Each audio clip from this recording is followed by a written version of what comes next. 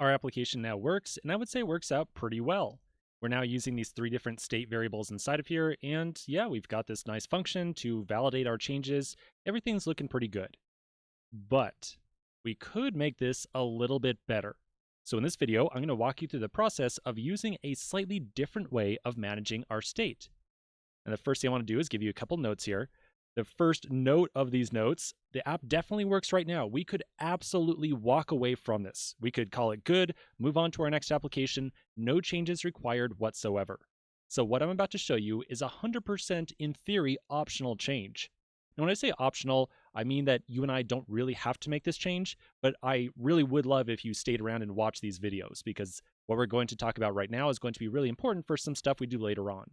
So when I say optional again, I mean to say we don't technically have to change our code, but it's required in the sense that you gotta watch this video, so to speak. Anyways, we don't have to make this change, but we're going to do it anyways, just to make our code slightly better, and because it's also gonna open up the door for some stuff that we're gonna learn about later on. So I wanna point out some thoughts about what's going on inside of our component right now. At present, we have three separate pieces of state. We have color, or excuse me, red, green, and blue. And I wanna point out that out of all those pieces of state, for this particular application, those three pieces of state are extremely closely related. In other words, having our square screen right here doesn't really make a lot of sense if we say drop the color green, or if we decide to drop the color blue. Yes, the application would still work, and we would be able to show some color changing square, but it would not be a complete application. So without a doubt, these three different state values are pretty darn interconnected. In addition, there is a very precise set of very well-known ways in which we are updating these values. So what I mean by that, there are precisely 6 ways in which you and I are changing these values right now. Precisely 6, no more. The different ways in which we make these changes are an increase to red or a decrease to red. We can either do a increase to green or a decrease to green, and an increase or decrease to blue. So there are precisely 6 ways in which we are changing our state variables in total. So because of these two qualities right here, because we have 3 pieces of state, or essentially multiple pieces of state that are very close related, and there is a very precisely known set of ways in which we are changing these pieces of state, that makes our application, or our component, a great candidate for having our state managed by something called a reducer, as opposed to what we're doing right now. So anytime that we are working on an application where we've got some multiple state values that are very close related, and we know exactly which ways in which we're going to update those values over time, we might try looking at using this reducer thing. So that's going to be what we're talking about here. That's what we are going to do this refactor around. So let's first begin by discussing, well, what is a reducer?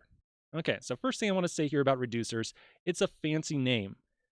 Just forget the name reducer. The word reducer was made up by someone a while ago, and it kind of describes what's going on, but the term really just throws a lot of confusion as to what its purpose is. A better term than reducer would be like function that manages changes to an object. If I was to rewrite all this stuff from scratch, I would probably use that really long name. People would probably hate me for it, but that's essentially what a reducer is. It is a function that's managing changes to some kind of object. So let's talk about some more details about what a reducer really is. All right, so it is a function. This function is always going to be called with 2 separate objects. The first argument, or the first object, is going to be an object that has all of our different state variables inside of it. So in our application, the one you and I are working on right now, our object, our argument number 1 right here, we would refer to as our state object, and it might be something like red with the starting value of 0, green with the starting value of 0, and blue with the starting value of 0. So that's going to be the first argument to this reducer function. The second argument is going to be an object that describes the update that we want to make to argument number 1. So in our case, we are trying to change red, green, or blue by a very precise amount. We are either adding some amount or decreasing some amount. So in our case, we might have an object that looks something like this over here. It might say, here's the color that we want to change. In this case, it's red. And here's how much we want to change it by. So notice how already, by looking at argument number 1 and argument number 2, you might be able to tell that that's very similar to what we have right here with set color.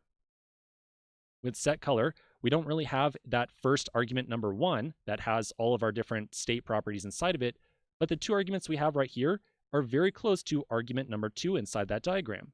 These two arguments precisely describe what kind of change we want to make to our state variables. It's describing the color that we want to change and how much we want to change it by. So argument number 2 is very similar to the two arguments that we have inside of our current setColor function. Now inside the reducer, we're going to look at argument number 2, and depending upon this object right here, you and I are going to inspect some of the different properties on it, and depending upon the different properties and the different values inside there, we're going to make some decision on how we're going to change our state object. So if we had an argument number 2 that looks like this right here that said color to change of red in amount 15, well, chances are we would want to write some code that would take this state object right here and increment the property red by 15. Very similar to what we are currently doing inside of our setColor function. At present, we are inspecting those two arguments right there, and depending upon those values, we're deciding to update red in some way. Now there's just two caveats to this, two really big important things to understand. And these are going to be two things that are going to be slightly different than what's going on inside of our current setColor function. So the first thing to be aware of here is that we're never going to change that argument number 1 directly. So in other words, we're never going to write out, if this is something like const state equals blah, blah, blah, you and I are never going to write out some code that says like state.red equals state.red plus 10. Very similar to how we said about our state variables back over here of red, green, and blue, that we're never going to modify these variables directly. Same exact thing for this argument number 1 right here. We're never going to modify that object directly. So you might be kind of curious how we're going to make any changes to it. Don't worry, we'll discuss exactly how we're going to do that. So technicality number 2, our reducer function, or our function that manages changes to an object, must always return a value that's essentially going to be used as our state object, or our argument number 1. So right now inside of our setColor function, at every turn, or every case right here, we eventually return just to get out of our switch statement, but essentially we don't really return any value. So a reducer works slightly differently. Whatever value we return from a reducer is used as our state object. We'll also go into this in great detail, because just telling you with words is not super helpful. Okay, so let's just do a quick review on some things we discussed right here. Then we're going to start writing some code in the next video. So first off, because we have a set of state values that are all extremely related, and we know the exact ways in which we're going to update these values, our application is a great candidate for being managed by a reducer, or using a reducer to manage our state. Secondly, a reducer is a function that's going to somehow manage changes that we make to our state object. This function is always going to be called with two objects. The first one will be an object that has all of our state inside of it. The second argument will be an object that describes exactly how we are supposed to change that state. And then two technicalities. First off, we're never going to change argument number 1 directly. And number 2, and remember we're going to go into great detail on this, we're always going to make sure that we return a value from our reducer as well. Okay, so now we've got some basics put together here. Let's take a quick pause. When we come back in the next video, we're going to start to refactor our square screen component to make use of a reducer.